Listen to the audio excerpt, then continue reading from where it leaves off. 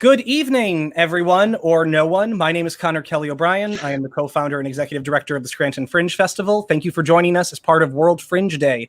World Fringe Day is a global event which began by the Edinburgh Fringe, the world's largest arts festival, to celebrate and raise awareness of the over 200 Fringe festivals worldwide.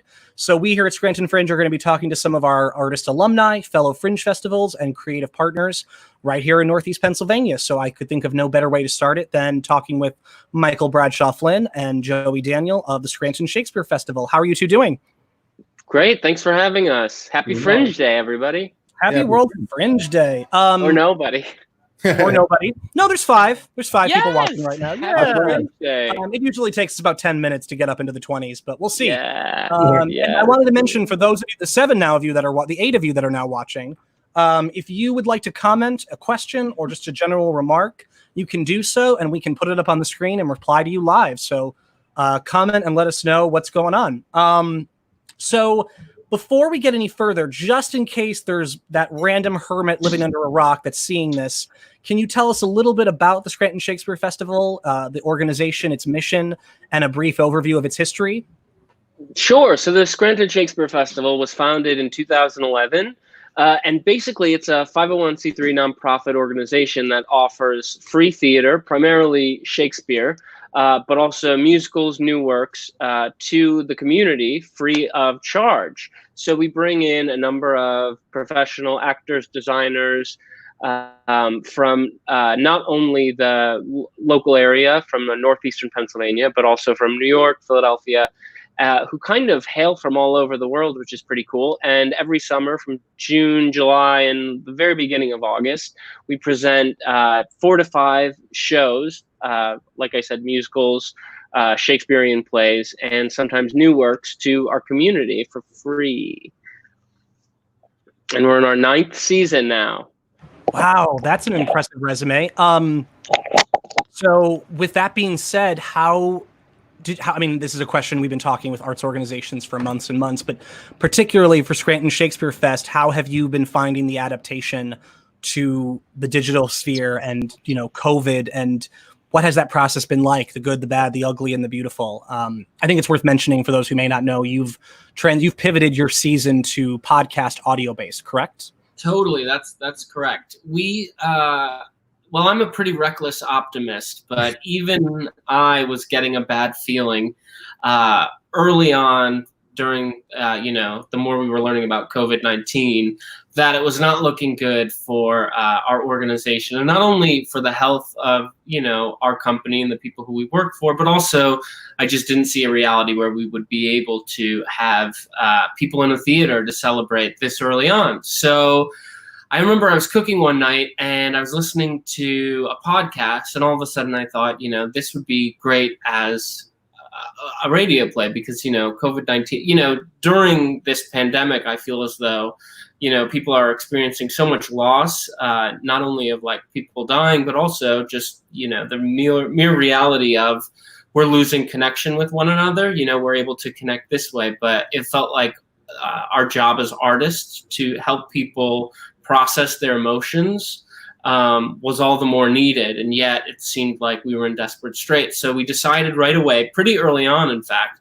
that we weren't even going to hold out any longer. We were going to immediately start programming to do radio plays so that we would still be able to tell these stories, get these beautiful plays out to the audience, and continue with free programming. And also because it is our 9th year, next year we've been planning for our big 10th year landmark season, and nobody just selfishly wanted to take a year back, and because we've been working towards this hallmark season, that we didn't want to step back. So we decided we've got to think of a new way to do this. And Joey has been really helpful. If you want to chat a little bit about how we've been transitioning from a traditional live stage production to radio plays. Totally. Yeah. So I've been working with the festival, producing there for probably about 5 years now, working with the festival. But a lot of my work experience has been in TV, which is more scripted. It's a different medium. So when we were shifting our focus from live performances into a medium that's less ephemeral, something we have to capture, shooting schedules, pickups, editing, sound correction. I was lucky enough to have some experience in this field, so kind of worked with Jonathan, who's the managing director of the festival, who also is finishing a program now to be, I believe, in television, kind of on the executive producer track. So he's also been focused heavily on how, this area of understanding. So we kind of shifted from a live theater company to something more familiar, which is more like scripted, set up daily shoots, call times, rehearsals. Theater you build from weeks, or in our case weeks, but in many instances months, to get that show on stage. But we were lucky enough where when we were transitioning over, we kind of realized that we didn't just have to wait to a recording day even to record. If some shows, the director wanted to just work stuff, scene by scene, and recorded that final version of the scene very early on. So it kind of gave our directors, who were also making this big adjustment from something that we're familiar, confident, and preparing for, to this new realm. So not even how every director recorded their show was consistent. Everyone did it differently, but we, as a production entity, we tried our best to put out the tools and the support needed in order for everyone to kind of walk out into the woods together and try to come back with something that's personal to them. So that's a really good way to overview the production process and the workplace culture. I'm curious, because so much of the work of Scranton Shakespeare Festival obviously is rooted in the text of not just the Shakespeare work you do, but the original and even the musical work. So I'm curious to know, from a script perspective, how have you found the adaptation of initially the concept of representing these works live, in a traditional theater sense, then to more of a podcast sense? Both are legitimate and beautiful forms of theater, but they're not the same in terms of how you interpret and work through a text. So can either of you speak a little bit to that? Sure. It's funny because our theme for this season was going to be home. Well, it is home. And, when we planned that season, we weren't anticipating people were going to have to be in their home to enjoy it. Yeah. Michael, actually, I'm going to stop you right there for 1 second. I apologize. I just wanted to hone in for some people. I meant to ask this before. I apologize. When you say plan, just to give people a scope of how long it takes to put on a festival, any theater production, but especially a multi-production with lots of dates and venues, how much time, how far in advance do you plan? Sorry, everyone. There's a dirt bike competition happening outside my window. Why don't you get your helmet and join? I would. They won't let me. Because I've been on this stupid microphone all day. No, I'm kidding. I'm curious to know, for the love of God. You know what? For what it's worth, it's not picking up. I can't hear it now. Yeah. Okay. All right. It's just my distraction. All right, everybody. We're on your head at this point. Okay. So yeah, the season of being at home. So you tell me a little bit about how long does it take to plan a season typically of the Scranton Shakespeare Festival? I mean, within the last 2 years, we finally started planning for the year prior, which is good. For those first few years, it was literally planning for the next hour. Everything was always so one foot in front of the other, but now it's become a matter of, we've been doing a pretty good job. By the time the current season is ending, we have a pretty strong idea of what we plan to do for the season coming next, as well as how we can improve our process and better tailor our timeline and with things that we've learned from the current year. You mentioned that next summer of 2021 will mark your 10th season, your 10th anniversary, which is tremendous. Congratulations. I know you very well likely, for many reasons, can't give us any details of the productions, but productions aside, is there any major goals you were trying to achieve for your 10th season? Even, again, not the titles specifically, but just, was there a feeling or any other type of objective you're trying to achieve for your 10th year? Yes, it's funny because the thing that I feel like the Shakespeares were always very clear. We were doing a big landmark Shakespeare that we haven't touched yet, and then we're going to do something that it all began with. Other than that, everything else was kind of in flux, and you're thinking, pre-COVID, when we were planning, it was all about, what are some of like the master works? What are some great shows? Because we love to program, not necessarily the shows that everyone loves, but we love to do the challenging plays, the plays that, aren't always being done everywhere. We did Troilus and Cressida last year. A lot of people, came to that play strictly because they, were never able to see it before, because it's not, a regularly programmed Shakespeare. So we like to do those works. But when it came to planning season 10, we knew that we had finally sort of earned a rite of passage to do, some really solid works. And, but things did sort of fluctuate because, we're sort of living through something right now that is probably going to be one of the most profound things, that we as storytellers are going to live through. So that creates like a whole new, I don't want to say pressure, but that really sort of changes the lens of what we're looking at. And that's shifted a bit in the material and the themes that are resonating with us for this season 10 than I would have said probably, 10 months ago, 5 months ago. And even two things. Can't hear you, first of all. And second of all, go ahead, Joey. And even how we focused just through quarantine. Like initially, when the American population was under initial quarantine, it was this thing of camaraderie. It was this, we're going to get through this. It'll be this. And now we're realizing at this phase, we're not getting through it quickly. Moreover, now we have found great divisiveness in our country. And just, it's difficult for us even to predict from when we started producing these podcasts, what things were going to be meaningful versus on the release date, what things have become meaningful. So for us to plan for a 10th season where hopefully, obviously we all love to be back on the theater for all of our, at least professions, let alone our love and our interest. We hope to be back in theaters. It's difficult to predict a lot of this stuff. And obviously we're planning to be able to do what we do best, which is perform theater live in person. But, we're rolling with the punches and we're trying to figure out based on where this world has gone so far, so quickly, what are things that we want to really focus on once we get people's attention back.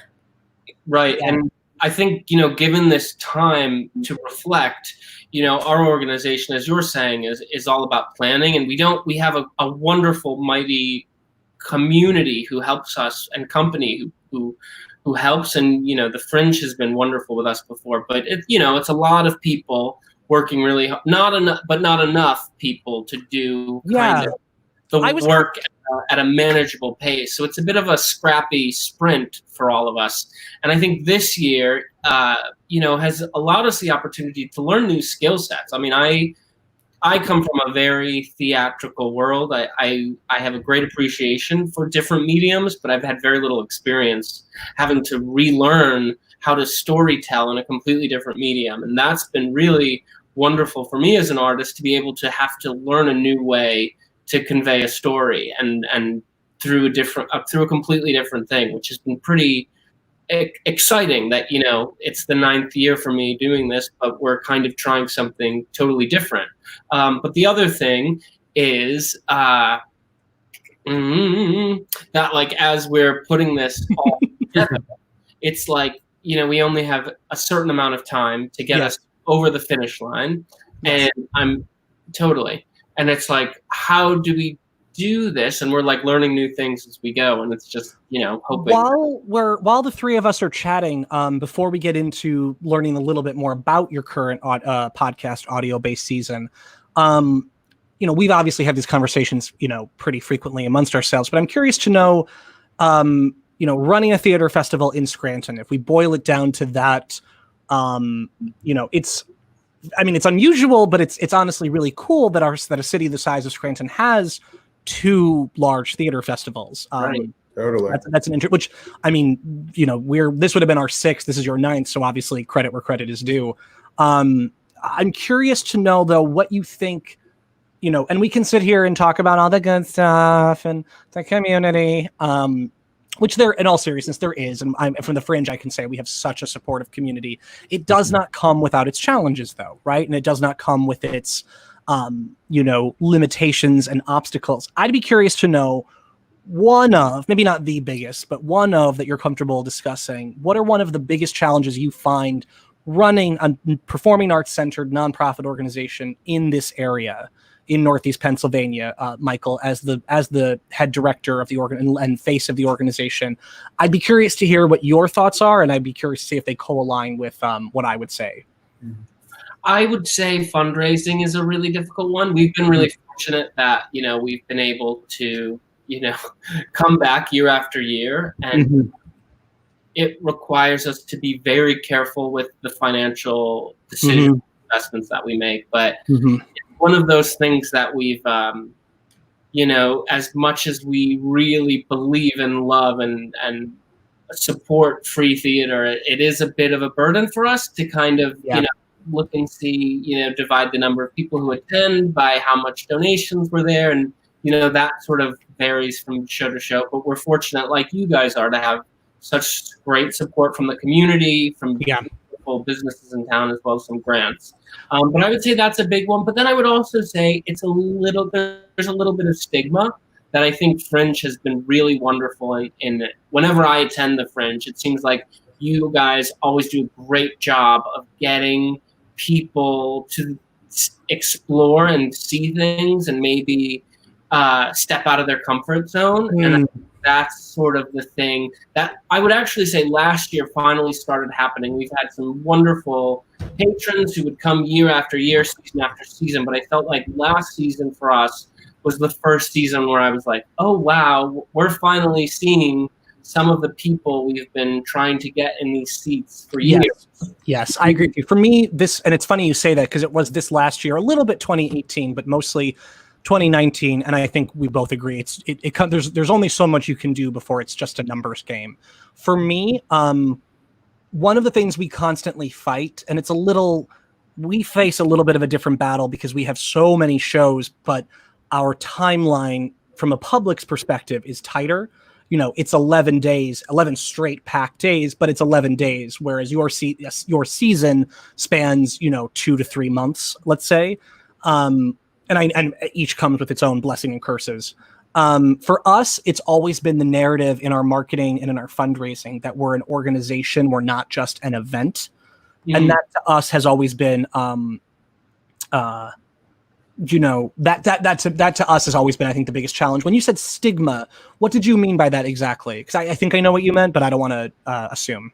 I think there are perhaps people in the community, and probably every community, that don't feel like they have much to gain or much interest in going. Okay.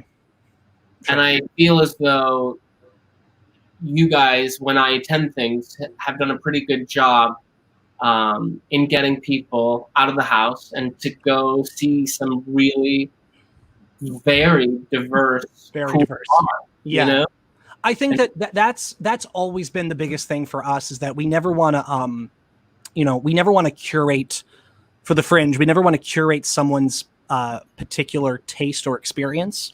But at the same time, it's hard when someone asks me, what should I go see? My always go-to answer is, well, I challenge you to go see one thing you're going to love, and go see one thing that's, like you said, Michael, totally outside of your comfort zone. And that's a challenge, though, because people, there's popular local acts. There are certain touring artists that have kind of developed a little local cult following. And then there's shows that, whether it's due to their budget or their title or their technical ability, just are so much more visually arresting and appealing. So getting people to go see theater just for the sake of going to see theater, as you in so many words said, Michael, yeah, I would agree with you. That's a big thing. I also feel like there's, I don't want to, how do I put this? Well, I'm not going to put it if I can't find the words, but no, I agree with you. I agree with everything you said. I was a venue manager for the first 2 years of the Fringe Festival as well. And just from that perspective of being a venue manager, you, unlike a spectator of a festival who get to pick and choose your shows and you see everything once and, oh, neat. As a venue manager, you are becoming intimately aware of the ins and outs of 4 or 5 shows. And it's fascinating. So one way, Connor, maybe even moving forward, an interesting way to, I know it might be difficult for other reasons, but one way to maybe refer to people to like what to see is be like, hey, for one night or for a day, only go to shows at one venue, regardless. Pick a venue, yeah. Because the shows that I would just have in my venue were complete. One was an 8-bit orchestra conducting Game Boys, playing music in a dark. I know. I wish I had seen that. It's just every single thing was different in one room, and I think that that's interesting and exciting about a Fringe. Yeah, really. That's something that we have trouble with. That's the exact opposite. We have one room going Shakespeare in verse that you might not be ever, that's I think one big difference that we have is that it's tough to you can kind of get people, you can ask people to try something they've never had, but I think it's a little more difficult to try something that people already have an opinion of. Right. You're so well put. But I think that you guys have done such a beautiful job of, it's so easy. It's so easy to do Shakespeare boring. It's because and I say that with loving it more than anything, but I think Shakespeare Fest has done such a good job of really breathing a different perspective and new life into every single. And as you said, Michael, I think you've been so selective of it's, you could just play the hits, but you've really delved into some lesser known texts that are still just as beautiful, if not more. And I think that's a testament to the leadership of your organization and also the creative team you've assembled. Do you find it difficult to, how do I put this? I'm curious to know, where do you think, and again, this is the minority, right? This is a small percentage, but the let's say the dissenting audience member that you out of 100 you have to deal with, is it typically the non-Shakespeare or theater lover, or is it more typically the quote unquote traditionalist lover that you sometimes have to? It can go either way, depending. Okay. I'll tell you what, my college professor saw Troilus and Cressida, and he complimented me. I struggled in his course a bit, so I was really grateful about that. But we definitely have had, I would say that it's usually not the Shakespeare scholars, at least they don't air their grievances to me. Usually for people, I get a lot. I remember the one year we did, it was actually our sixth season. We did an all-male 2 Gentlemen of Verona, and we did an all-female Measure for Measure. Mm-hmm. And the gentleman was just really annoyed that it was an all-female production. And I remember him just not, so sometimes I feel like it's more conceptual when people have strong angsty disagreements or grievances to share with us that we'll hear about it. Or like when we've done Tempest Black Box, some people really loved it. We had an actor. I adored that. I loved that. Yeah. I think about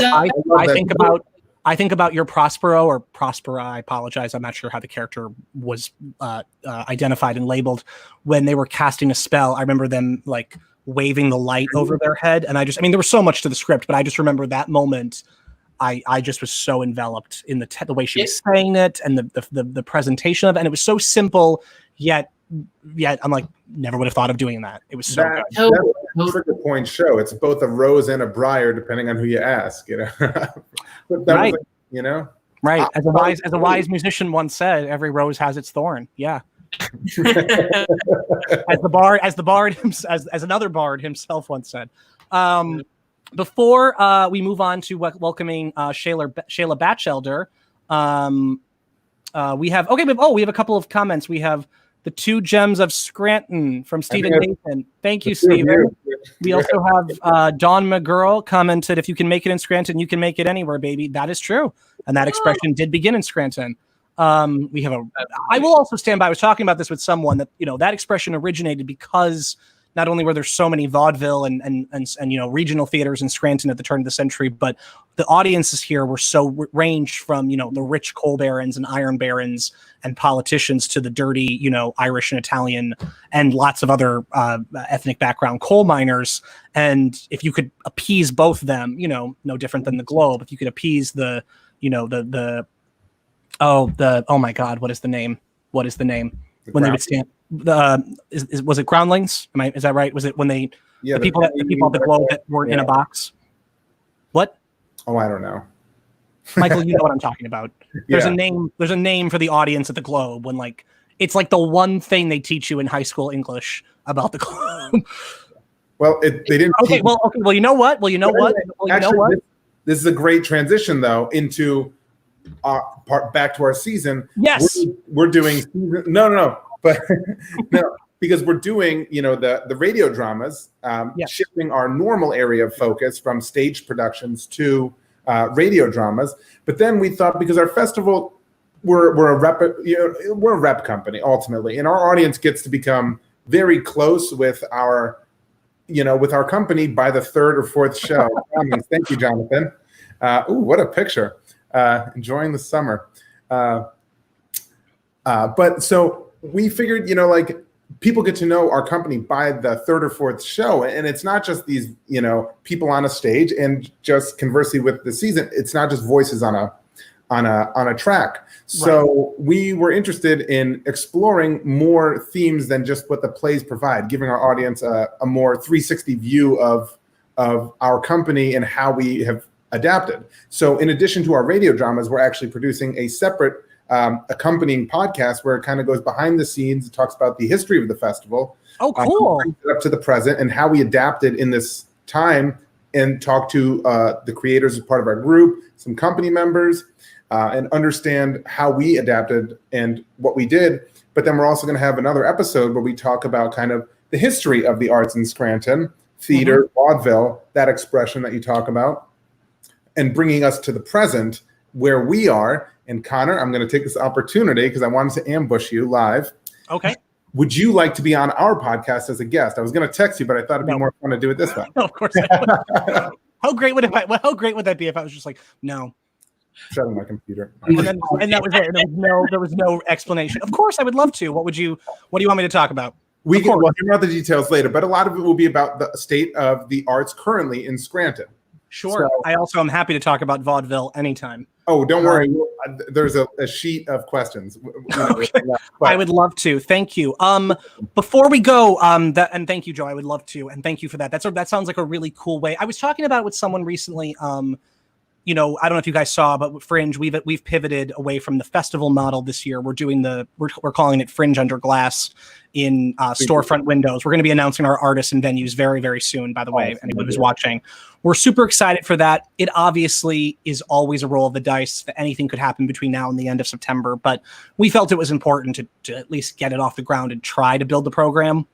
As long as we can do it safely, we know it'll be a great success. But for us, whatever we were modeling and doing, and it sounds like you guys did the same thing, whatever we did, we just didn't want it to feel like a compromise.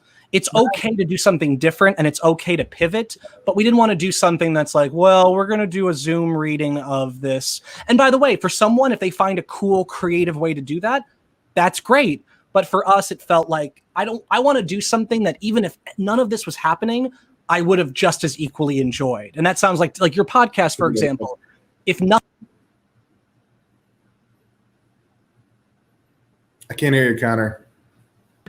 That entire time, the whole time, I think you were saying compliments. The whole time. I will just say that it didn't feel like a compromise. All I was saying was that your podcast series and what we're planning at Fringe for the storefront window project, we want. It feels like something I, as an audience member, would have enjoyed and will enjoy, even if this wasn't happening this way. If you at Scranton Shakes, if you had just decided to do a podcast season, let's say you did your normal season and you're like, oh, for the winter, we're going to, half the year we do live, half the year we do podcast. This sounds like a version of the content that would be enjoyable regardless. I think you're totally right.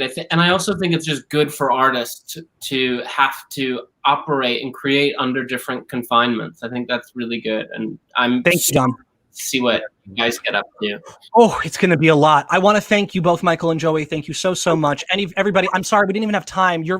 Michael, real quick, tell us a little bit about the first play of your season that's already dropped. Yes. So starting this weekend and going on for the next 4 weekends, we'll be dropping a new radio play at scrantonshakes.com. And like you were saying, we try really hard to make Shakespeare something that could give people nausea from traumatic high school experiences with that English, a little bit more allure. So this season, we were really dead set on making a Shakespeare play really accessible, because we've got our people who only come to musicals or only come to contemporary plays. Yeah. So we are presenting this weekend. Go to ScrantonShakes.com. You can listen to it whenever you'd like. 3 episodes of The Real Merry Wives of Windsor. So William Shakespeare's comedic text, and we're adding quite a bit of familiar reality television tropes, and it's been a lot of fun. And like you said, Connor, we've really fought this feeling of compromise, and it's been really exciting, fun to work in this new medium. And then next week we'll be dropping Henry IV by Shakespeare. The weekend after that we'll be dropping Oscar Wilde's controversial biblical story, Salome. And then the weekend after that we'll be dropping Gilbert and Sullivan's family musical, The Pirates of Penzance. Very, very, very cool. Michael and Joey, thank you so much. Wrapping it up. And then the podcast after. Then we'll go into the podcast you were talking about comes at the end of the season. Yeah. Yep. Okay. Great. And please keep me posted. I'd love to be involved. Everybody go to ScrantonShakes.com. That's ScrantonShakes.com. The cool thing is one of the many cool things is that your audience is no longer geographically limited. It's true. Anyone can be, joining in on it. So. And we break the realm of ephemeral art, and now we have something that we can pass on years down when they look at how was the arts affected, and during COVID-19, we have something that we could show future generations if this is how we adapted during these times. So we're excited about that too. Very excited. Yes, very cool. We are going to welcome Dr. Xela Batchelder from Pittsburgh Fringe next, but we're going to say goodbye to Michael and Joey first. Thank you guys so much. Fringe Day. Thank you for having us. Happy World Fringe Day. Bye bye bye bye bye bye bye bye bye bye bye bye bye bye bye bye bye. Okay, and we're going to get that off the screen, but go to ScrantonShakes.com. I hope that if you're watching this from the Scranton Shakespeare page, don't go away, because we're actually going to have Simone Daniel, who will be talking about many things, including her the show of the Scranton Shakes season, Salome, that she's directing on in about half an hour. But next, I want to welcome a woman who has over 13 years of experience at the Edinburgh Fringe Festival in Scotland, including venue managing, directing, and playwriting. She also has her PhD, which she did her dissertation in the Edinburgh Fringe Festival, about the Edinburgh Fringe Festival, excuse me. She is also the co-founder and current executive director of the Pittsburgh Fringe, and runs a really cool organization we'll learn more about called Fringe University. Please welcome to the virtual stage, Xela Batchelder. Hi, Xela. How are you? Hey, thank you very much. Thanks for that introduction. So, how you doing today? You and I had the pleasure of talking this morning. What's your day been like? Yeah, well, I have kids, so watching the kids and doing things with them. That sounds awesome. So for those of us that weren't able to tune in this morning when we were talking with the World Fringe people and Dan, Holly, Kath, and Andrew, and Lindsay, can you tell us a little bit about Pittsburgh Fringe, when it began, its overview, and also how did you pivot to digital this year? Yeah, well, we started in 2014, so this year was our 7th Fringe. We've been in 3 different neighborhoods. Our newest neighborhood was part of our change to being in the Edinburgh style. So previously we were in the more Canadian style, which is lottery based. So you have to be pulled out of a hat to be able to be part of it, which is good because it makes it so it's uncurated. So everyone has an equal chance of getting in.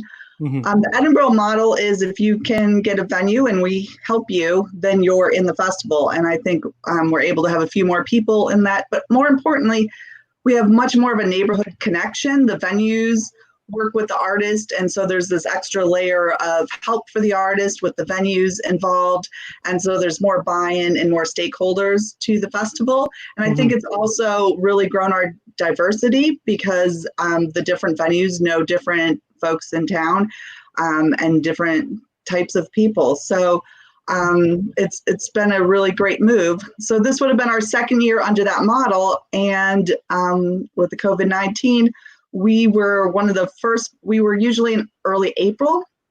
So we had to cancel just a couple weeks out. So we had planned almost everything and everything got closed down right before our festival. So we had to pivot, and we did push it ahead because that was not enough time to plan a whole new festival. So we went to the first weekend in May. And the main reason we've been picking the first weekend is because we're also part of the First Fridays with the visual arts. And so we wanted to stay part of that part of our community and keep doing visual arts. So we moved to the first weekend in May. So that gave artists some time to come up with new shows. Sometimes their show would work already. Sometimes they ditched their old show and came up with a whole new show. Some artists didn't think their show worked in the digital realm, so they didn't perform at our festival. And then other people who had great digital material came in that weren't part of the first festival that we were planning. So a lot of changes happened. For us backstage, there was a lot of, because all the shows were pretty much new, there weren't very many that were part of the original Fringe. We basically had to plan the Fringe all over and do all the website again and everything. Another thing that was important to us, and I know a lot of other Fringe directors were having these questions and issues, was which digital platform to use. Mm-hmm. And we decided to go with whatever worked best for the artist. So we had multiple different, we had regular Zoom webinar, we had YouTube Live, Facebook, Instagram Live, Facebook Live, whatever. We had podcasts. So we used pretty much anything. And part of the reason for saying that was it was such a short time. The artist had about a month, less than a month to plan all this. So we needed them to feel comfortable with it. And also after seeing the shows in hindsight, we liked that choice because the artist, certain things work better for certain shows. You were just talking with the Shakespeare guys, and we had a Shakespeare show who did Zoom, but they did Zoom webinar because they had more control over which box people were in.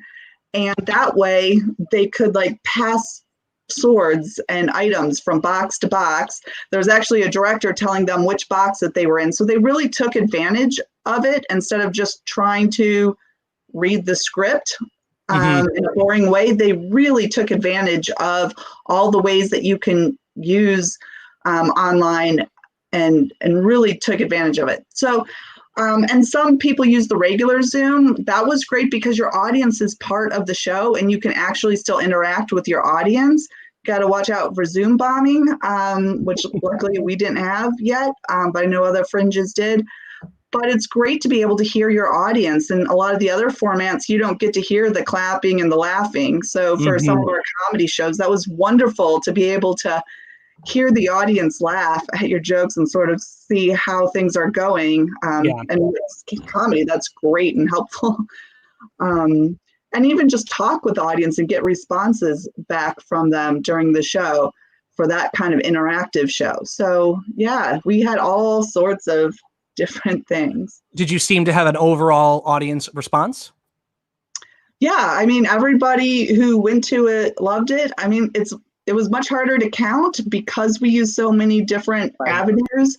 Like Facebook Live, sometimes it looks like 3 people are watching and people watch it over the next 3-4 days or weeks. And so the actual audience is a lot bigger than you notice at first. So it's hard. A few of the shows we did actually sell tickets for, and those were sold out. So I think people liked it. Yeah. Awesome. I'm curious to know, where do you see Pittsburgh Fringe in 2021? What are your thoughts? I mean, obviously, I know there's no way to give a conclusive answer, but do you have an inkling? No way to absolutely no idea. I mean, we now have experience with the digital, so that's helpful. We were working on a more virtual Fringe where you could actually, it didn't actually work in the short period of time we had, but we wanted to actually have a more 3D experience where you could walk to the venues and get the venues more involved, since that had been our model that we just switched to. Yeah. So maybe we can keep working on that so that you could have this 3D experience where you go to up and down Penn Avenue and go into the venue and then actually see the show. Cool. That'd be cool. I don't know. We've got some tech guy. Someone out there can do it. What?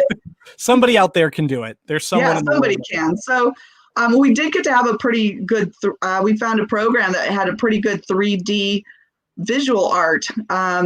So we were able to pick, they had a bunch of stock galleries, and we picked one that looked like the gallery it was supposed to be in. And we were able to still put our feature artist in there and walk around. You could just walk around in the actual gallery. So there's already some technology out there for visual arts. And so that was kind of cool. It'd be great to do that for all the shows. Yeah.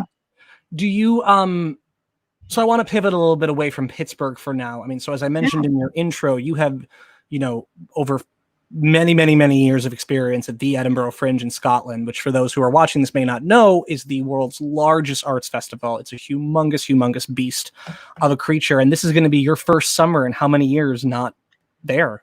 Yeah, over 20 years. This will be my first summer. How are you adjusting to that? How do you feel? Well, I've just learned that some of them are going to be online, so I guess I'll try to be there digitally. That's cool. My friend Richard DeMarco just had his 90th birthday, and I get to see him every August, so I was very sad not to see him, but I got to go on a Zoom birthday call with him, so that was good. Yeah, I don't know. It's going to be weird. I planted a garden because I don't usually get to have a garden because missing it all August. So I'm like, well, I better do that this year because I might hopefully don't have to do that again. Right. Hopefully we're there next year. Yeah, hopefully. Do you, if for someone who's never been to the Edinburgh Fringe, let's say 2021 or 2022, whenever they go for the first time, what piece of advice would you give a first time, either just audience member, tourist, or a producing independent artist who wants to go to the Edinburgh Fringe? What would be a piece of advice you would offer? Yeah, it's a beast. It's huge. It's not only the world's largest arts festival, it's the world's largest event that happens annually, except for this year. The only events bigger is the Olympics and the World Cup, and they only happen every 4 years. So it's really amazingly big. So as an audience member, I think you just have to, actually you guys were talking about this in the last session, go into venues and just see things you would never normally see. And sometimes, I pick it by the venue. I'm like, I want to see that space. So I'm going to see whatever shows there when I show up. Trying out different genres. The great thing is it's so international. You, without traveling all over the world, just to Edinburgh, you can see companies from all over the world, Asia, Africa, South America, and the internationalism is what's so amazing. So sometimes it's hard to see more than just your friends. I usually see a lot of my Fringe shows because I don't have time to see them during my festival.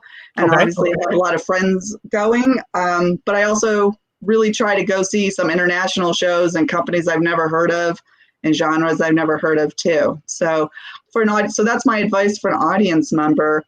For a performer, I think maybe you should be an audience member first, unless maybe you do the free Fringe or have someone who's really going to help you and navigate a lot of it for you because it's very, very overwhelming at first. Can you, I would love to hear a little bit about, with 20 years of experience at the Edinburgh Fringe, I've only had 3, and only one of those 3 was the entire month. Other than that, it was 1 or 2 weeks. I'd be curious to know, and it's okay if you can't give us every detail, but I'd love to know what is your craziest Edinburgh Fringe experience that you can recall. And I will let you have free reign of editing that narrative. Wow, that's really hard to come up with an answer. I've never been asked that.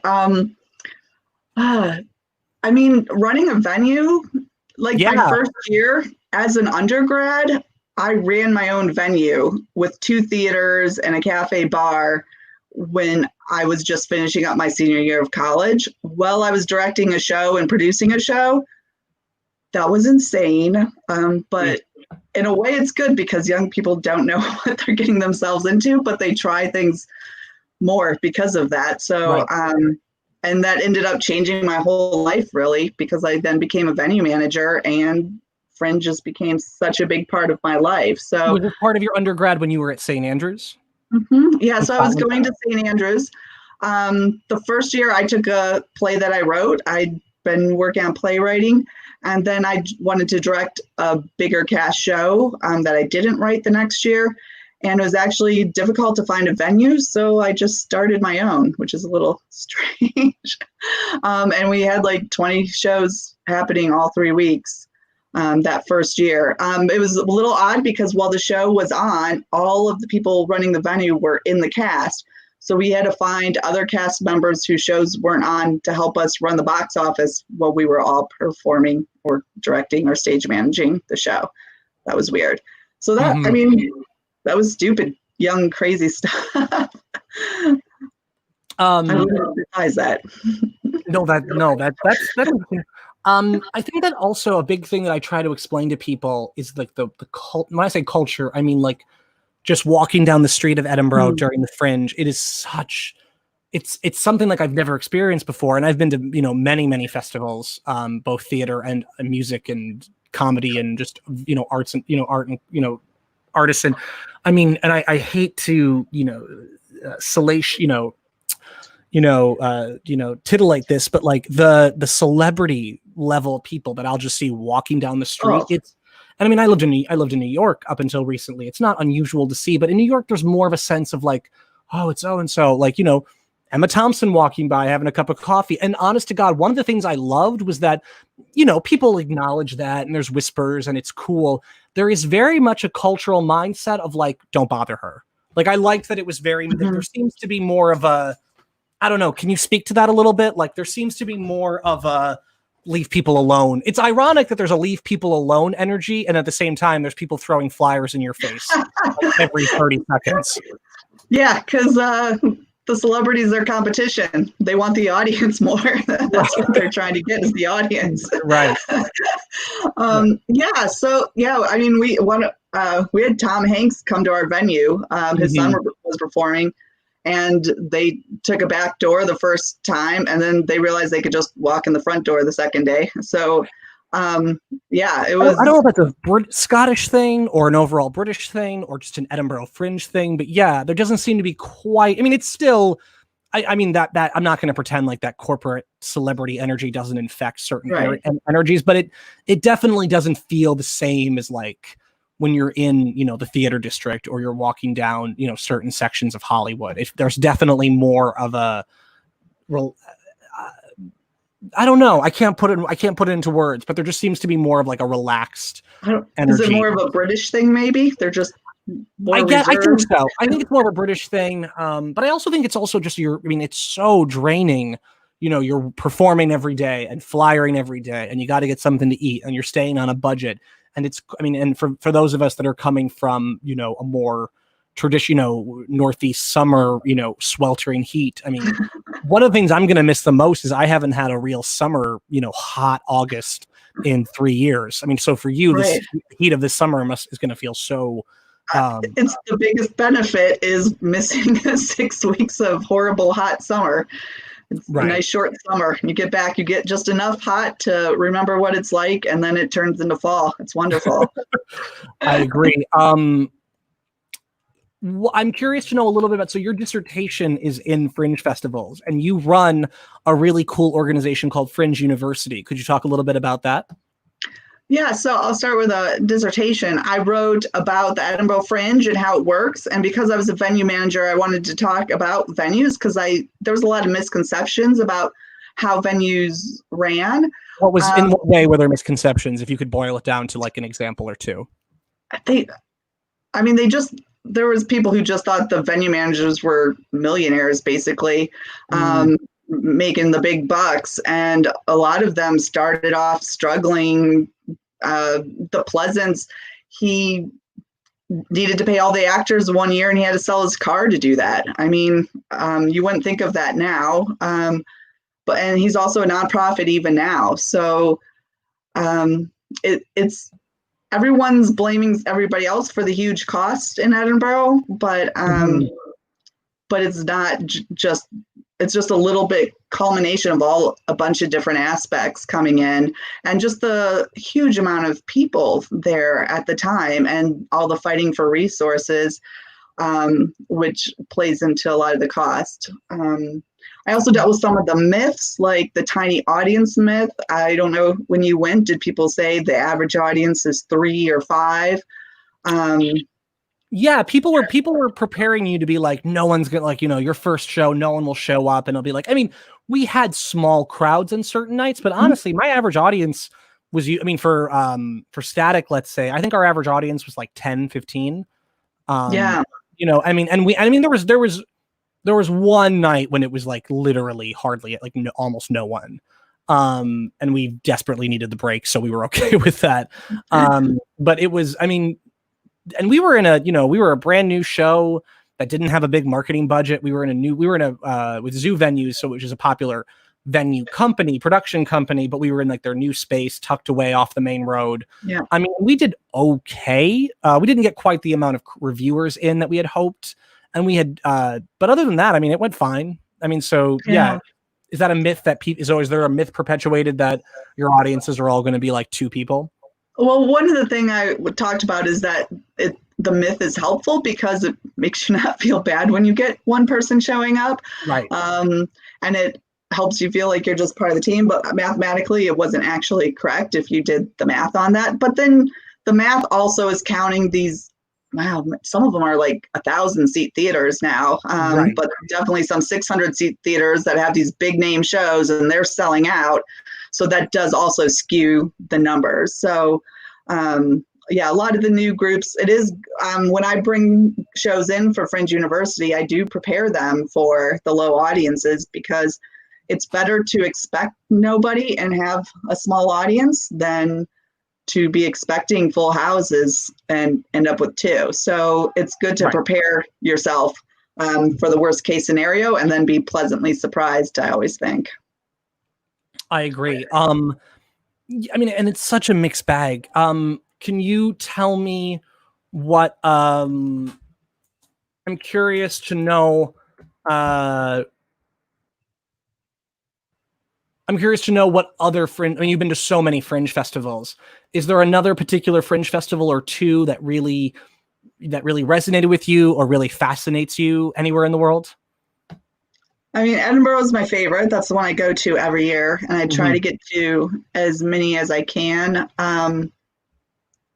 Yeah, and I miss a lot because so many of them are, the highest percentage of festivals are in August. And so I miss all of those August festivals or late July festivals or early September festivals. Yeah, it's hard to pick. I like going to Scranton. I like going to Rochester. They're close and easy to get to, but I also love the people running them. So that's great. Rochester is a different festival compared to a lot of the other U.S. fringes because they are able to bring in some big shows, big free audience shows, and that's been kind of cool to see. And I think some of us might be a little jealous of having the resources for that. Yeah, it's hard to say. It was great to go to Adelaide. That was my first time there, and it was their 50th anniversary. And so the historian in me was so excited to be there. I got to meet one of the original founders and speak with her. Yeah, that was amazing. I think that's something a lot of people don't know, that in addition to literally having been a doctor in this field in this particular art industry, but as a historian, you are creating a large Fringe archive. Can you tell a little bit about that? Yeah, partially because of my friendship with Richard DeMarco, and he was been archiving the Edinburgh Fringe since he's one of the few people left alive who's been to every single Edinburgh Fringe since 1947. But I really learned the value of archiving. So the Ohio State University worked with me, and we set up a World Fringe archive. So whenever I go to a Fringe, I send the stuff to them. They're getting I'm still working through some of the stuff to get it off to them, but all my records from running a venue in Edinburgh are going there. Wow. And I have friends who send stuff to me for me to forward them. And I try to get a lot of the different fringes to send their stuff to them. Just because the stuff, sometimes I talk to festival managers, and they're just about to throw all their stuff out. And if we don't keep a record of this, Right. this huge theater phenomenon that's so influential to so many bigger companies, that so many things do Fringe and then they move on to something bigger. And if you really want to get a history of a certain company, you need to know their Fringe history before they got a big name. Right. Yeah, and people were not saving that stuff. So we all need to do better and preserve that, because especially with theater, it's not like we have the film of all that stuff. I mean, it's not movies, so it comes and goes. And it's so hard to keep track of all that stuff and have records of that.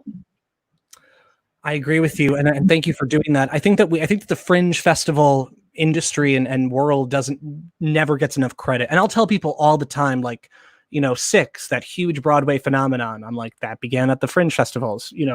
Urinetown, that began at the New York City International Fringe Festival. Yeah. And and a lot of times people are interested, but a lot of times people are just like, oh, that's nice. And it's like, there's this disconnect between that and the need to invest and support these Fringe festivals. Something that I always sometimes get a little, and that's just probably my ego, and not just, I don't mean Scranton Fringe, even Edinburgh or other fringes, in size between that.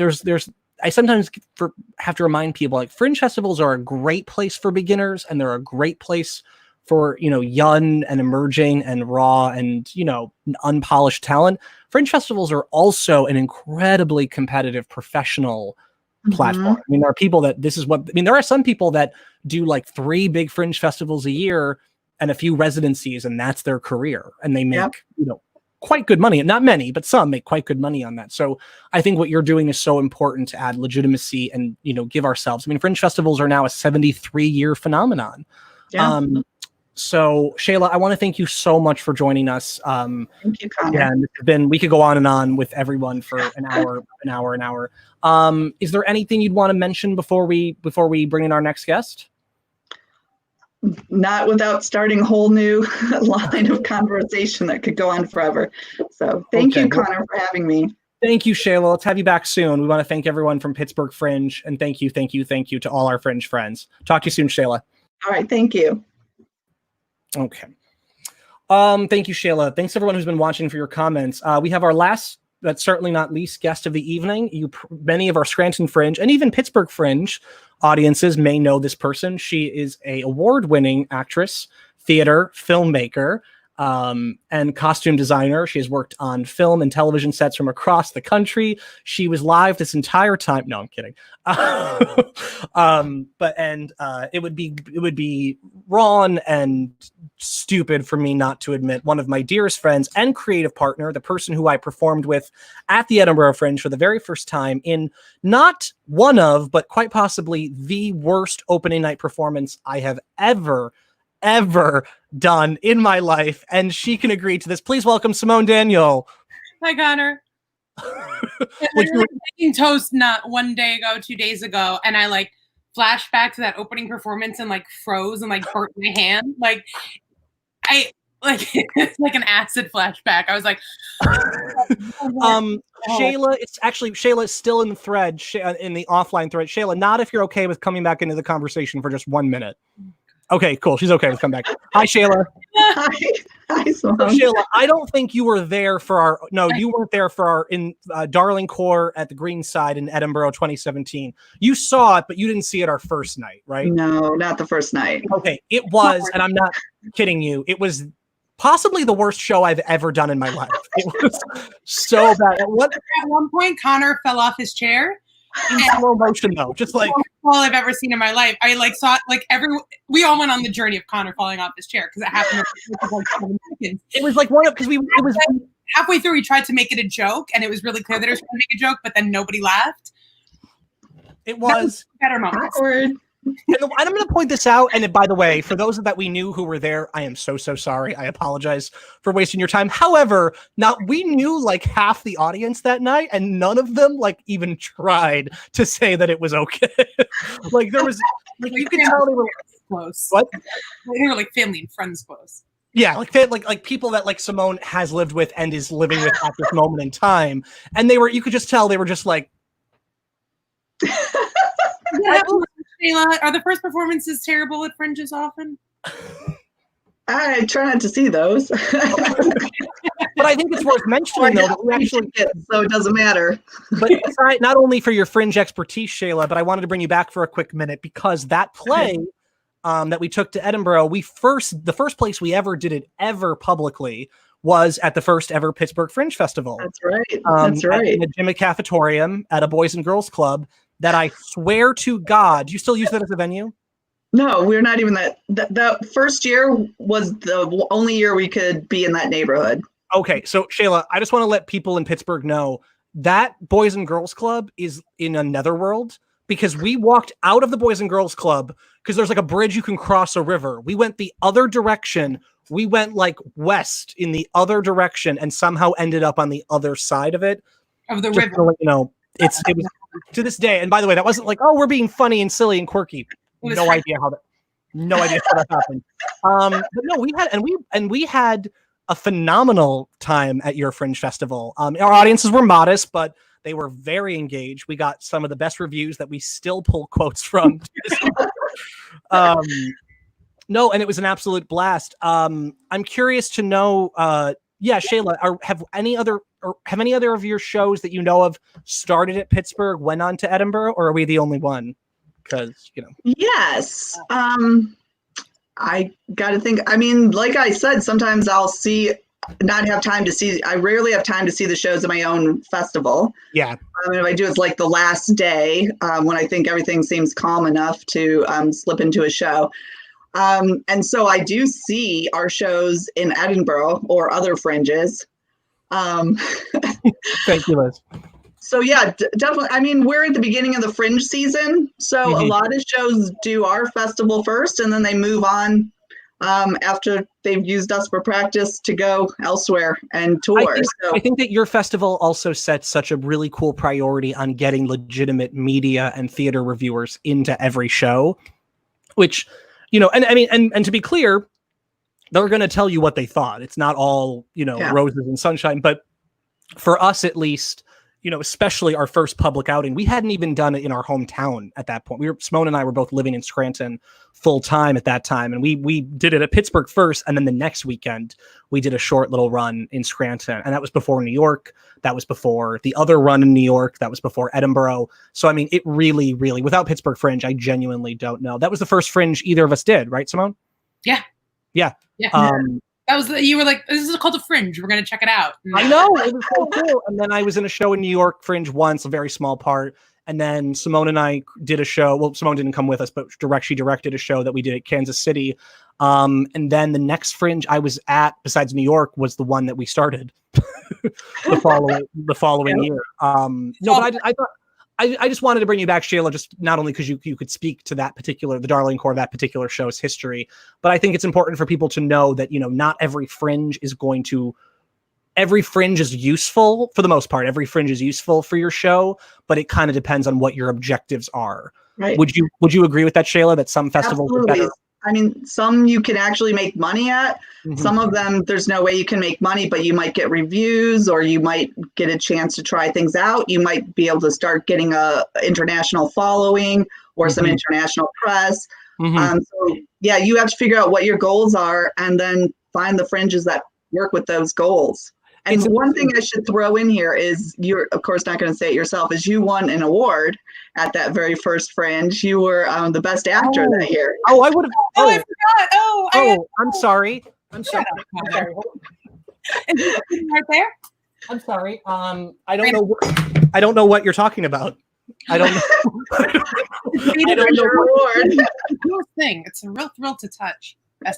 It's so cool. So for the record, so everyone knows, I do not keep this with me. I moved to New York. I'm now back in Scranton, and this happens to be in my childhood bedroom where I videotape. I'm not that much of a monster where I keep my awards super close. Simone, tell me you have an award. I pulled it out. I did it with Casey recently, and I pulled it out for that. Otherwise, it would be sitting right next to where I am right now. But I went home and I had this award just sitting here, and I was like, "Oh, you mean this award?" Yes, I did win the Pittsburgh Fringe Best Actor Award first year. Just want to say thank you. That's right. I also want to point out though, Shayla, that I think it's interesting because Scranton Fringe is such a weird. I'm very open about this, and I would love to hear any artists that have been with us in the comment section. Be honest, it's okay, but like our festival is such a mixed bag. The one thing I will say that we were working on so hard this year, and it's one of the biggest disappointments I have for 2020, was that we were really working on getting not only press reviewers in, but creating an awards system. And I think that's something you did really well because you facilitated it, but the adjudicators and the awards themselves were presented by an outside group, which I think is important to maintain a little like me and Liz can't give out the awards for Scranton Fringe. It not only is not fair, but it puts us in a position where next year we're, now becoming these impartial, and same thing for you, Shayla. So I will give Pittsburgh so much credit. That was something we were always working on. One thing for us that I will say is that, you're not necessarily going to make a fortune off your show at Scranton Fringe, but if you market your show properly, again, outside of this year, but if for the past 5 years, if people really marketed their show and knew who they were selling to, we get like crazy big. It's weird. You'll have an audience of like 10 people in one show, and then the room like down the hall has like 100 people crammed in. It's such a weird, mixed bag. And I think that goes to, I think that's a common thing in a lot of Fringe festivals. Yeah. That there's different things. Okay, Shayla, thank you so much for returning to this conversation. Thanks, Shayla. We'll talk to you soon. I saw you still there, and I thought, why not take advantage of that? Okay. You can bring up your award. Anytime. So I'm just gonna ASMR it through the whole. Yeah, great. Can't wait. Video. No. I almost fell out of the chair reaching for it, and that would have been such a meta continuation.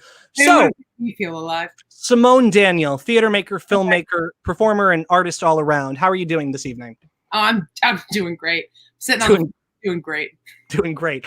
You have two, we have a lot of projects right now, but two in particular, one of which is actually one of the Scranton Shakespeare Festival audio offerings that Michael mentioned and Joey mentioned about an hour or so ago.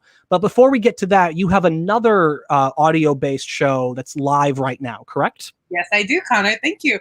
It's called We Carry On, and I'm very proud of it. I directed one episode. It's written by Billy Aiken-Tyers, who is my other creative partner. Connor, don't get jealous. We do a lot together too. We can all work. I don't get jealous of Liz. Come back. Okay, that's fair. Thank you. That's fair. I'm saying one of my other creative partners, Billy Aiken-Tyers, she wrote the series a while ago when we kicked it around for a few years. I'm really kind of unsure of like fantasizing about making it a TV show or something. I don't know, whatever. And then when quarantine kicked off and we had to postpone our trip to Edinburgh this year for a show that we were working on together, these kind of got brought back up again with our producer, Eliza Shea at Silk Street Productions. And the three of us kind of decided to try this again. And we have I direct one episode, and Michael Flynn, who just was on one episode, this all looks very incestuous, directs another episode, and Billy directs an episode as well. And it's about three kind of complicated little love stories during World War II. Okay. With 10, 15 minutes each episode. And it's just about finding love in very extreme, strange circumstances. Look at you with that website already up. Connor O'Brien, you're a machine. Getting it done. Yeah. I mean, I kind of had to tune you out for about 30 seconds, but still, it was good. Yeah. Yeah, but it's really. No, I'm kidding. Continue. It was my first audio drama, which was really exciting. How did you find? Okay, I am genuinely curious about this. How did you find directing an audio drama versus directing a film, television, or live theater presentation? How does the approach vary, or does it not at all vary? Well, I think it definitely does vary. I just know we recorded We Carry On maybe in May, and just the difference of what I knew then versus what I learned from that doing Salome, getting to that point was night and day. It's definitely an adjustment because you rehearse generally or Zoom. And with the first time I did it, I was just really getting sucked into their performances and getting really into it. And then we would go to recording and I'm there's a lot of dead air here because they're doing what we rehearsed, which was beautiful and exciting and stunning, but like that's not what you like hear. So just understanding that you're only doing one thing, and it's cool to rehearse so you can see each other and the actors can really like make a connection with each other. Mm-hmm. And I think that's not really well. And our editor then is not my editor again. And again, if I explain how incestuous these two projects are, the one actor in that was one of the editors on Salome, and the editor of that is the other editor. And it's all very you don't go outside your box. We see. Yeah, no, because my box is remarkably talented. That was rewind. No, it's live. Okay, forget it. Moving on. Yeah, we see you haven't changed. We got it. It's fine. No, I'm being a jerk. Okay, so was there, and be very honest, did it take you time to get excited about this? Because I've been finding, and we talked a little bit about this with Michael and Joey, this concept of compromise in creative works, where I'm getting like the Fringe Window project, like I'm getting excited about things that I would have been excited about regardless. But I'm like, even things like this, like I love the conversation we're having, but like it frustrates me that we can't have this in person with like a professional film crew. Do you know what I mean? Like, cool. I get, I mean, that would be, I mean, I don't know. I'm saying that like I always had that at my disposal. You weren't going to do that anyway. So. Right. But you know what I mean? Like, so we didn't have a professional film crew, Connor. Nobody was us having a conversation. This is an opportunity that we have now as a result of where we are in life. Right. And I think that's the way it's all kind of working. Like I was not going to be directing audio dramas this year. And I am, and I can, and I'm really excited about it. And I really love doing it. And it's like, I've really come to like, not just like kind of start to figure out that medium, but really like feel very passionately and enjoy it very, very much. Yeah, no, I hear you. And it's a relatively low impact way of making something that lasts. Whereas like if I wanted to make Salome a film, it would have been damn near impossible. Okay, so cool. So with that being said, let's transition to that. So Salome, which is a production that you're doing, an audio production that you directed for the Scranton Shakespeare Festival's Audio 2020 season. Go to scranton.shakes.com for more information on that. Tell us a little bit, it's by Oscar Wilde. For those of us that maybe aren't familiar with it, can you give us a little bit about what it's about and what you are choosing to make it about? Yeah, so it's about Salome, the woman who in the Bible dances for King Herod, and in return she asks for John the Baptist's head on a platter, which is where that term comes from, like head on a platter, whatever. Yeah. And it's just, it's like it's a really odd play. I really love it because I was originally going to do The Humans. And then with the shift that had to happen, we had to find something else for that. And I wasn't really sure what I wanted to do. And then I was just kind of asking around, and a friend of mine, it was like one of those like kismet things. My sister was talking to a friend of hers. She's like, do you know any cool shows? And she's like, I'm obsessed with this play Salome. The art is beautiful. And I'm like, okay, I'll read it. And I was just absolutely obsessed with it. Mm-hmm. And it's just this slice of this very, very messed up dinner party. Okay. 1 hour. It's just like a group of people. You don't get too attached, and it's just like this chorus of people. Everyone is at this party that goes completely off the rails. They killed John the Baptist at the end of a dinner party. Right. But it's just a party, and it's just a really bad party. And you want to know a little bit of a personal connection trivia with that information? There are only two birthday parties. There are only two birthday celebrations mentioned by name in the canonical Bible. One is that, and the other is the birthday party of like Pharaoh or someone with like Joseph and the dream coat. And it both ends with like the cupbearer getting his head cut off. Yeah, which is one of the reasons why a certain religion does not celebrate birthday parties. Wow. Yeah. Good to know. Well, I mean, by that logic, I wouldn't either. I mean, yeah, but like, I don't know why we're basing that. I don't know why we're basing like these like major life decisions off of the fact that this one book only mentioned two birthday. Anyway, it doesn't matter. And but we can go on this road. Okay. But anyway. just giving historical significance. That's Really cool. What in particular drew you to the piece? Just its insanity, the dialogue, the characters? Well, it feels very modern, which was very surprising to me. It feels very relevant, and as the world unfurls itself into this flaming scenario that we now exist in, it gets like more and more relevant every day. And I'm like, oh boy, I did not want this to be a documentary. But it's very relevant. And the way I describe the show is it's if Mel Brooks wrote biblical erotic fan fiction. Okay. Okay. It's really effing funny. It cracks me up. Like when we were recording, I was like in the spot on my floor because there's good internet in this area, and just like laying like on my floor, like clapping and screaming and like cracking up over the recording. It's a really funny show. And who are some people in your cast? We have a lot of returning faves, some returning champions of the Scranton Shakespeare Festival who people have seen for years. We have Tamara Savants. We have, oh God, I'm going to list everybody now. She plays Salome. I'll just do the royal family because there's so many people in it. And then the rest of our royal family is local. We've got Connor McGuigan as Herod, and we have Kimmy Leff, my love, I know she's so good as Rhoda. So good. She's so good. Girl as Yochanan.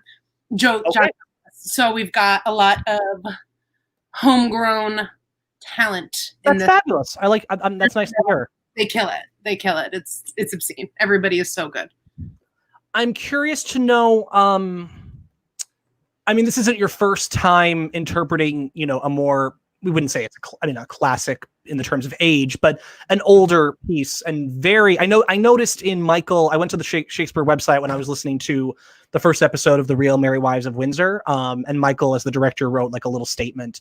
And I thought it was interesting, the acknowledgement that so many of these classic pieces are, despite their wit and their beauty, they are very much steeped in a very patriarchal lens. And a patriarchal. I'm curious to know, and as much as I love Oscar Wilde's writing, I have no doubt. I don't even have to look back at his material. I have no doubt his is as well.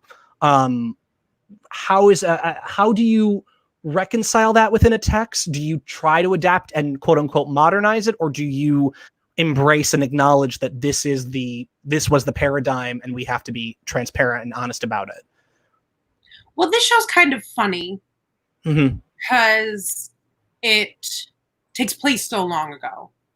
And I think this is like less chauvinistic than one might think. And Oscar Wilde was very witty and clever, and he really like saw things through very keen eye. Yeah. And that's very evident here. And our goal was like, I don't want to say to modernize the text. Yeah. But it was to perform it through a modern lens. Okay.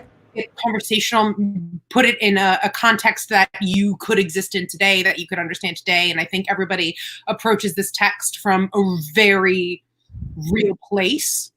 And they make it very tangible. So where like, if somebody says something disgusting, we know that's disgusting. You've said it, thing, like, we approach it very much with our modern eyes. I'm sorry, I have to hold for ATVs outside my window. Situation outside your window, it's bananas. So Simone Simone can attest to this because she very kindly, her family dropped off food. My family suffered a loss about a month or two ago, and we kept our distance. But Simone visited my neighborhood in the hill section of Scranton not too long ago. How crazy is it here? It's bananas because it's like every time it passes, no one wears a helmet. First off, which like me, I love safety. I don't play. Yeah. No one wears a helmet, which kills me, and then kills them. Every time it comes up the street again, there's a new middle-aged woman on the back of it, and like I'm saying, like middle-aged women. ATVs. I'm saying nobody belongs on ATVs. I'm not even mad. I just want to know where they're coming from. Like, it's just, I don't even see them get off. They just pass by once and then they pass by again with another person. but their point of origin is not far, so it doesn't make sense. The whole thing is it's. If you're out there and you are one of these people, or you know one of these people, I'm not mad. I just want to know what's going on. Like I just want to know the story. We have a comment from Mina0812. Hi, Mina. Hi. From Twitch. Oh, so we're getting an audience on. I have no experience with that platform. Mina, I would love to know how you came across our Fringe channel. I've been getting a little bit more into video games as an adult than I ever did before. And then I went down the Twitch rabbit hole and I discovered that it's not just for video games. Like there's an entire like arts subculture of live streaming content on that time. That's the only time I ever was on Twitch. What's that? I watched Mr. Rogers on it one time. Oh, okay. Ribbon on Twitch, yeah. That's it. There's a lot of Sims activity on Twitch. Excuse me? Okay. Yeah, which I have to get back on that horse.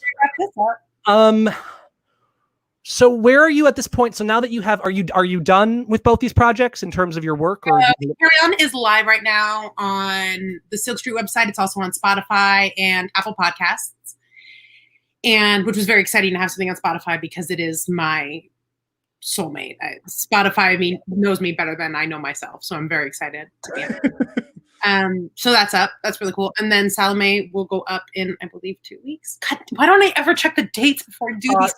Salome will go live July 24th. Thank you, Connor.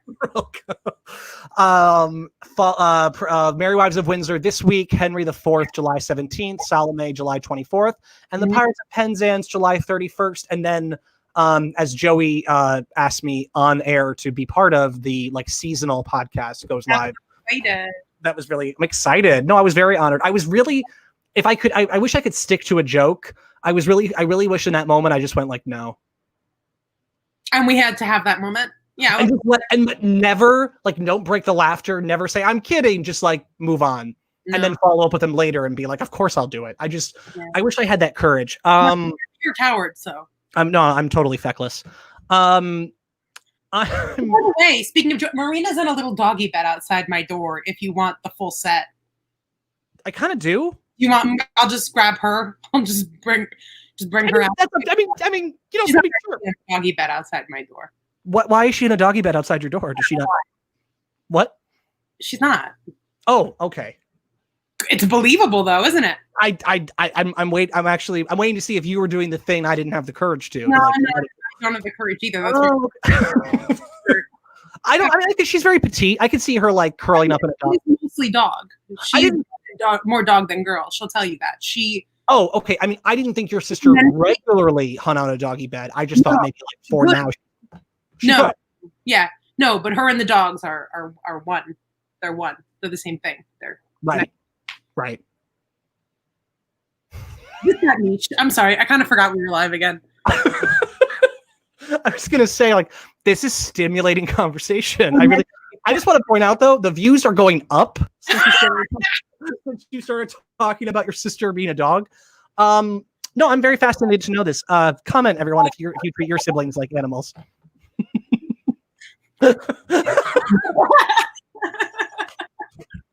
How are you, Marina?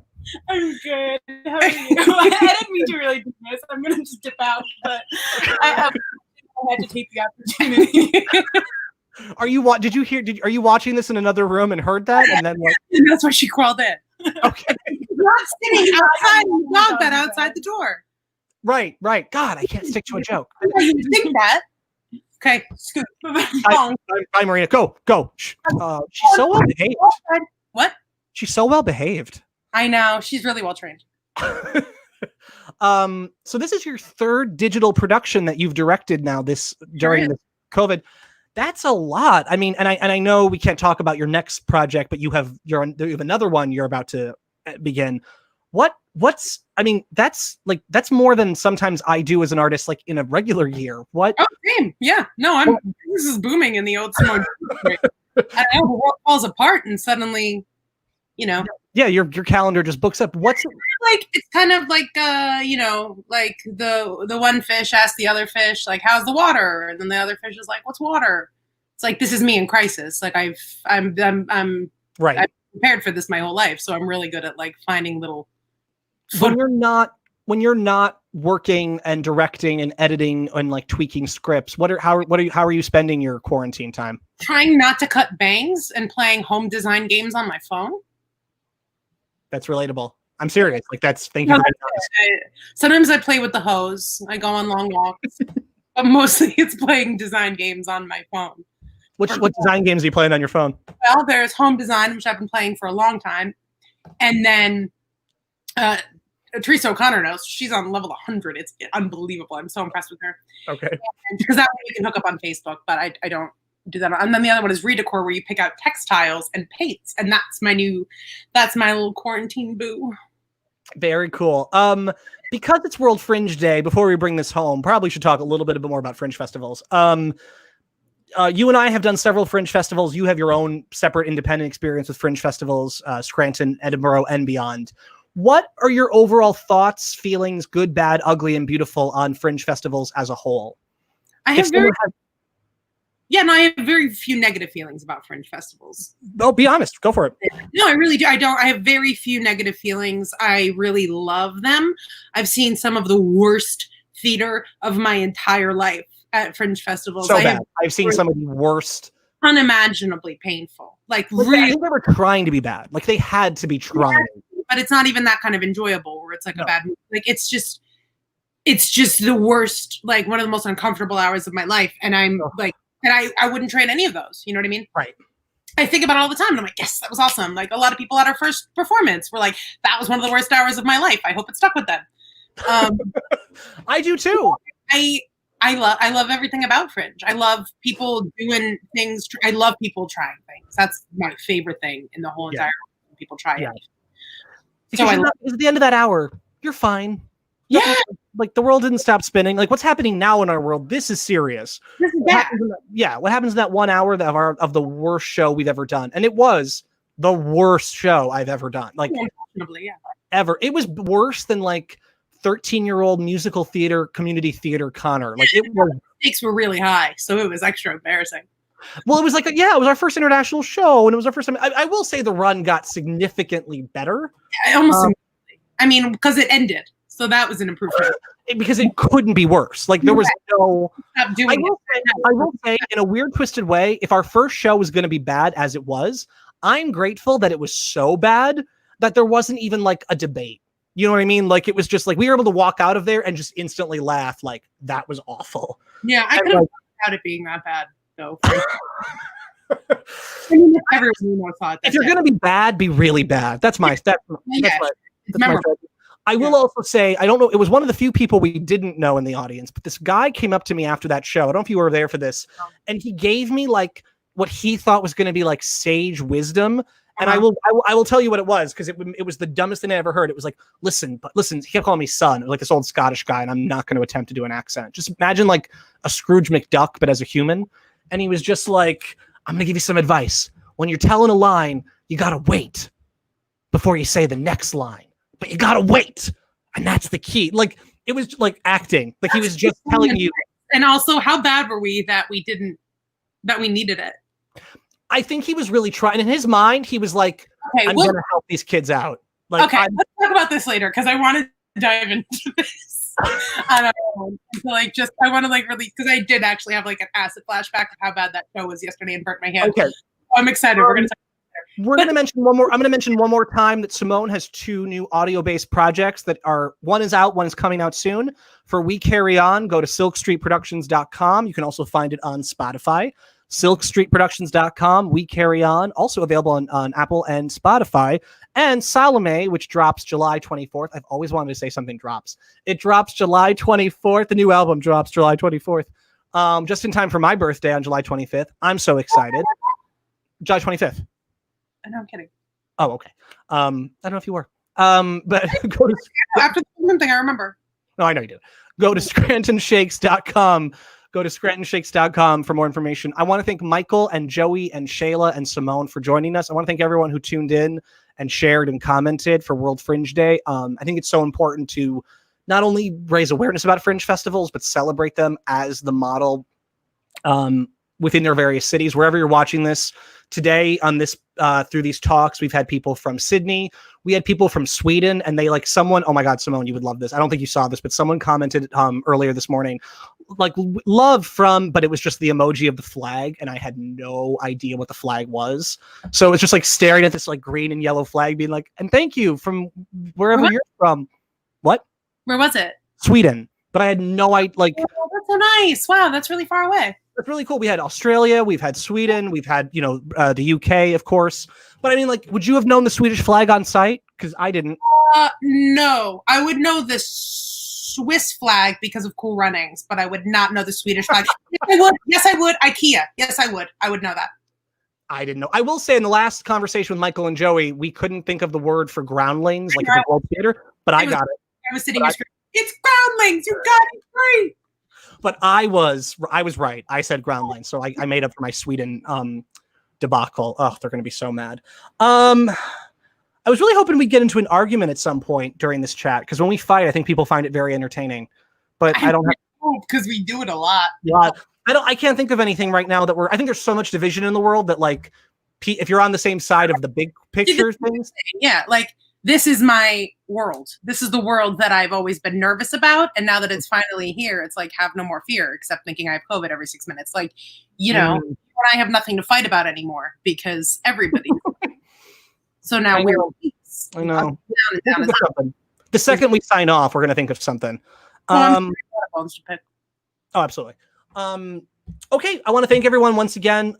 If you're watching this after the fact, please go to silkstreetproductions.com, scrantonshakes.com, and of course, Pittsburgh Fringe. That's all we talked about on this segment. Cool. And of course, please go to scrantonfringe.org. Show your support. Tomorrow night, Sunday, July 12th at 7 p.m., our regularly scheduled Scranton Fringe dialogue. We're bringing back Roya Fahmy to discuss her work and also using creativity and the arts to encourage and promote true equitable diversity. And then the following week, July 19th at 7 p.m., we're welcoming Molly Balloons to our virtual stage. That is going to be, I know, I'm so excited. Simone, if you want to join us for that, you're welcome to. That is going to be an absolute trip. Why don't we, Simone, seriously, July 19th at 7 o'clock, even if you just pop in, pop out, that would also be a good chance to play Salome one more time. Second. Yeah, that'd be cool. We'll do that, and I'll just say hi to Molly, but then I'll move on. I don't want to do Molly Balloons time. Okay. Simone, stick around after we break from live for a second. Everyone else, thank you so much. Have a good night. Stay safe. Wash your hands. Bye-bye. And we are...